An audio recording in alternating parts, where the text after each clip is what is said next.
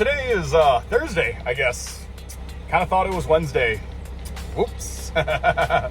So if you know this video is a little late, well, that's the way it is today. We've been very, very busy farming, trucking, rolling, spreading. It's just been a very, very chaotic couple days, but we're almost done with the plant side of it, so it's really, really nice. We actually kind of got caught in a freak rainstorm today that I didn't see coming.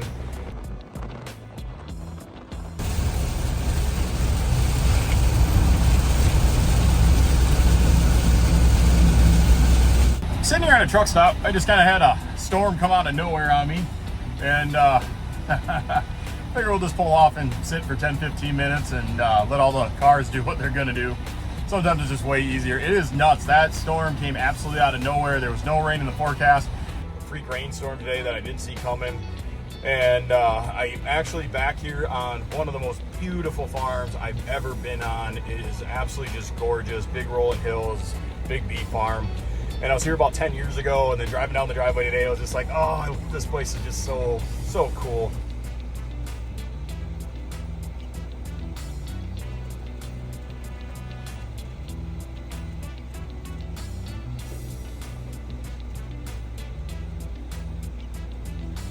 I don't know if guys should use the word pretty, but it's very, very beautiful.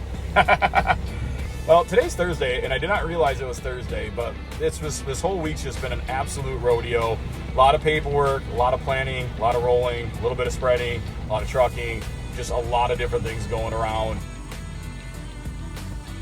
Last night, I had a friend call me, and he's like, hey, can you do me a favor? And there's not a lot of friends I'm going to stop planting for. This guy is a little different. This is my buddy Dean. He's the guy I can always count on. He's always there for me. Not only has he taught me a whole lot of stuff when it comes to heavy equipment and trucking and just all that stuff, I just can't tell you how many times we've trucked till 1, 2, 3 o'clock in the morning, or the other way, got up at 2, 3 o'clock in the morning, truck, spread, do whatever. I mean, this is the one guy I owe a lot of favors, but he's like, hey, can you just charge my air conditioning system? And I'm like, yeah, that's no big deal. And so it wasn't a big deal, except for when you charge an AC system, there's these 2 ports, you got 2 lines. And most of the time, they're right on the back of the air conditioning pump. And if they're not there, they're usually right on the lines going to and from the air conditioning pump. Well, in this case, we had to play a little game of where are the ports hidden. And apparently on a Freightliner I believe it was FC70, they're hidden really, really, really well. So as you can tell, what's behind me isn't exactly a John Deere tractor, but this is just kind of the way life is. You never know what's gonna roll in the yard.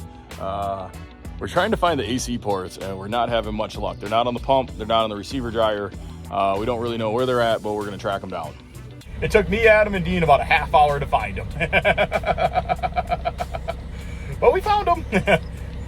We had to take off more panels than I ever thought. I've never seen ports directly below the expansion valve, but in this case, that's where they were.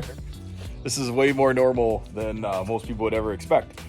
I am sitting in front of the farm shop, helping a friend of mine out with his street sweeper because the AC is just not quite keeping up. And we spent 20 minutes trying to find the high-low ports so we can put gauges on it and add a little Freon or a check pressure to see where we're at, see what we're dealing with.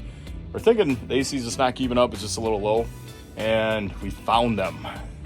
They're under a panel, which we're gonna take off in a minute. But they're hidden very well. Adam is a professional mechanic. I'm just a backyard farmer mechanic.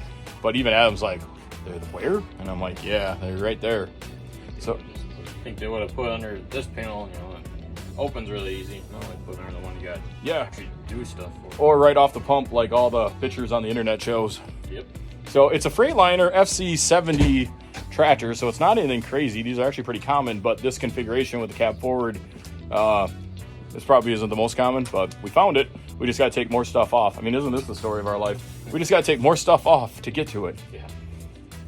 All right, what are friends for, right? Yep. Heck yeah.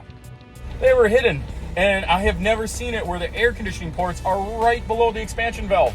I have never, ever seen that before. But on FC70 Freightliners, the expansion ports are the Freon ports are right below the expansion valve. Go figure.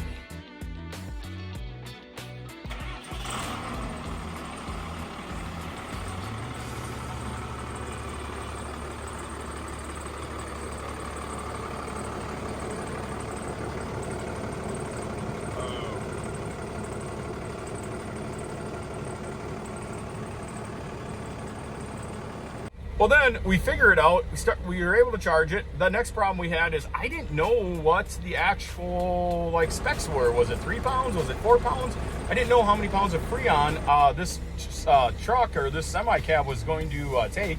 Now there was a few things that were pretty easy. It was a 24 valve Cummins, and so 5.9 24 valve. I mean, that motor's in everything. I was able to look on a website, AP Air, for an FL70, not an FC70, and see that that was a 2 pound system. And that made about sense. The truck was a 2003 or 4, and right in that time frame is where they started to get more high efficient pumps. And what used to be a 3.5 to 4 pound system went down to about 1.5 to 2. We kind of roughshotted it. I put in about 3/10 of a pound in, and sure enough, it took off. On this farm, I've done a lot of weird stuff. This is the first time I'm ever on the passenger side, the right-hand side of a vehicle, pressing down on the throttle. And oddly, I hope it's not the last.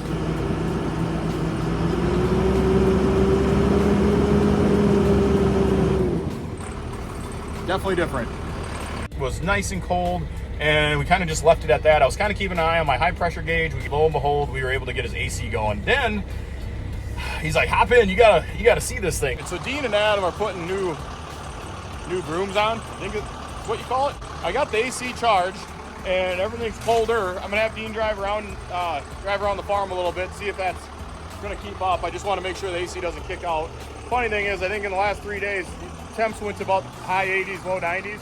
And in the last like 2 days, I think I've answered like 15 different AC questions. And no, I'm not a master when it comes to air conditioning stuff. I just try really hard. My big problem is just like this, sweeper. I don't know anything about them. So we're on the internet trying to find out, okay, this is an FC, so Freightliner cab over is what the C stands for. I found schematics for an FL, and so we think that's pretty close to the same, but that's with a lot of this stuff. I don't exactly know on some of this newer stuff what the overall Freon, like how many pounds are actually in the system.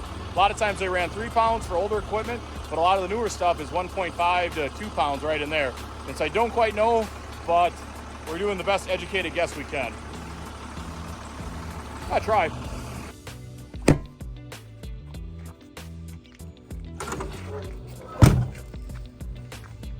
Ready, Adam? Sure. Gotta lift up a little bit first. Yeah.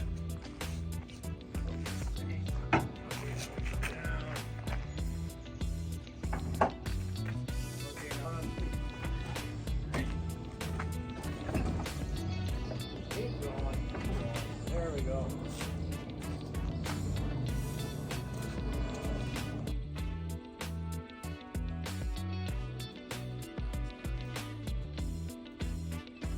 I've driven a lot of different stuff, and one thing I have never driven before was an actual street sweeper. I knew the main primary steering line and throttle and brake were on the passenger side, kind of like a European vehicle, but I've never driven anything like that. Well, then he says, hop in, you got to drive this. And so here we are driving around the yard, took it up and down the road, and it is weird driving on that side of the road, but kind of cool.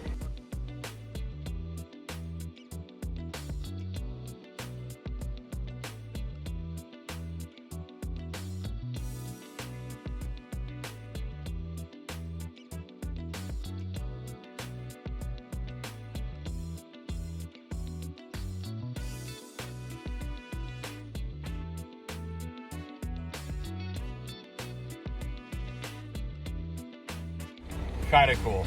So if this video seems a little short and a little quick putting it all together, that all ties into the fact that I kind of forgot today was Thursday. I kind of forgot that, or I knew Thursday's the day I've been trying to get videos out on. And when you think Thursday's actually Wednesday, it doesn't help that scenario at all a little bit. But I'm throwing this together in short notice. Hope you kind of like it. It's definitely something different. I've never had a vehicle that was a right-hand steer in the yard before like this, and I've also never driven a street sweeper. So yesterday was my first time, and it was kind of fun, kind of different, kind of cool, all the above.